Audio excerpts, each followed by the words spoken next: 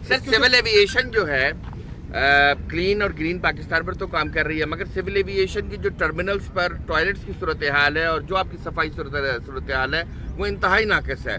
उसको बेहतर बनाने के लिए आप काम कर रहे हैं। जो आपका प्राइमरी काम है मुसाफिरों को साफ सुथरे टॉयलेट्स और साफ सुथरा एयरपोर्ट फराहम करना, उसकी सैनिटेशन की सूरत हाल जो है बहुत खराब है, उसको बेहतर बनाने के लिए क्या आई विश के आप अपॉर्चुनिटीज ना होते।